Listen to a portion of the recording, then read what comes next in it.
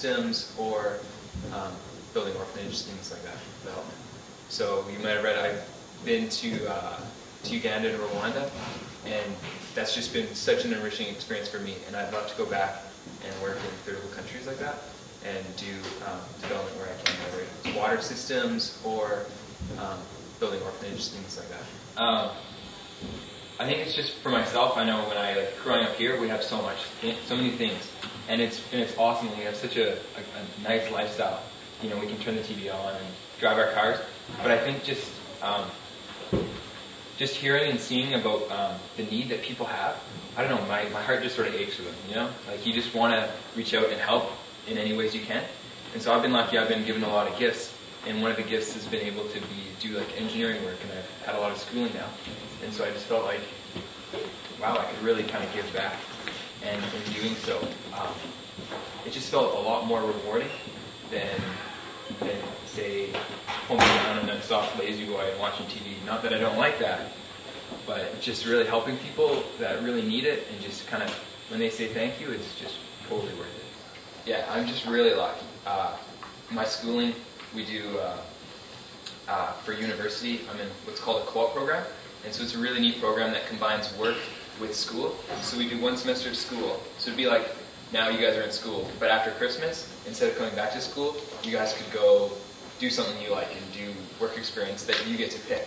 So it's really neat. And so after I did one semester of school, and then I had 4 months to go work. And I could have worked anywhere. I could have worked in a pulp mill. I could have worked, say, with GM Motors, trying to help design cars.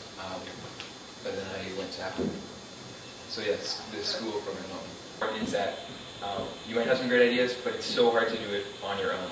And so when I helped design an orphanage in Rwanda, but it wasn't just me at all. I was working with another organization, and I went over with a team of people who had like a similar vision to me and who felt the same way. And I think that's really important, is to get people on your team. And even if people say, and then as far as raising support, there was a lot of people who, for whatever reason, weren't able to go, but they still, you know, they felt the same way, and they wanted to help too, and so they could help in other ways, whether it would be just helping provide you with financial support, or what about other needs. Help design the orphanage. It's a group that basically works in the third world, and they just do design work. They do engineering work for other people who have a vision. So if someone comes and says, you know what, I really want to build an orphanage, there's a need, and we have these plans and stuff, we just don't know where to start. I was working for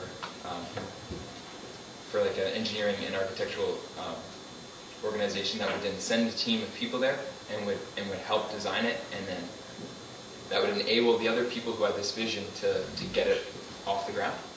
So yeah, and then that was separate. I was like, I don't know if you wanted to learn about that or part of my schooling, because it wasn't directly related to my schooling. My schooling just lets me take 4 months. There are a lot of kids. When you go there, you can see a lot of children and stuff begging on the streets, and but I think there's a lot more orphans that you don't see. And so the orphanage that we were designing was for, how many people was it for? I think the goal was for 250 orphans, but it could have been a lot bigger. That was just, they were limited by space, and they're hoping to then grow it. But there are definitely a lot of children who just have lost their parents because of AIDS or malaria. And so there are just a lot of children whose parents who have died, and they might not have family left. The most when you attack. All right, what first shocked me was when I arrived, and it was really late at night, and I got driven to a family's house to stay with. So I was staying with this family, and so it was really late, and I was really tired, so I was really disoriented. And they showed me to my room, and I was like, okay. It was late, so everyone went to bed, and I was in my bed, and I was just like, oh, I'm so thirsty. So they showed me where the kitchen was, so I wandered over to the kitchen to get a glass of water, and I had my little headlamp on because they didn't have any electricity. And so I was looking at the cupboards, and all of a sudden I could hear this, and I looked, and I couldn't really see anything. And I opened up the cupboard to reach for a glass, and then I heard more scurrying, and there was just cockroaches all over, scurrying all over the dishes. And in the cups, and I was just like, I can't remember if I grabbed a glass of water or if I just went straight to bed. But pretty soon I got over it. But that was my first shock. Afterwards, there was a whole series of smaller shocks. Everything there is similar, but just slightly different.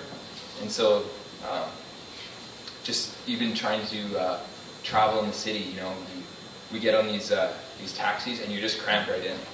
And for me, someone who's tall, it's really hard, but you're just kind of jammed in. You don't have a seat. And then you're on this really bumpy road. There's very few paved roads. And in fact, there was a competition while I was there on the radio. Someone could win $1,000 if they could find a road that didn't have any potholes. And no one won. Yeah. But most roads are just mud and they're so bumpy. So I think the biggest shock was just there's not nearly the level of organization that there is here. Like we take it for granted that we go outside and there's no litter and our garbage gets picked up. And there's policemen who keep order. And you know, for the most part you can walk down the street and you can see traffic lights and the traffic flows pretty smoothly. And it's just not like that there. There's some order, but not the same. Great care of the things I have. And I know a lot of times I find myself, I'm a bit more responsible, say with my money, things like that. Like if I see something, you know, like a new sweater, I don't go, oh, a new sweater, I just have to have that. You know, I'll stop and I'll really like, do I need that? Like I have a lot of sweaters, I have this one. And so I'm just learning to be more responsible and take care of what I've been given. Because like I said, you know, we've been given a lot.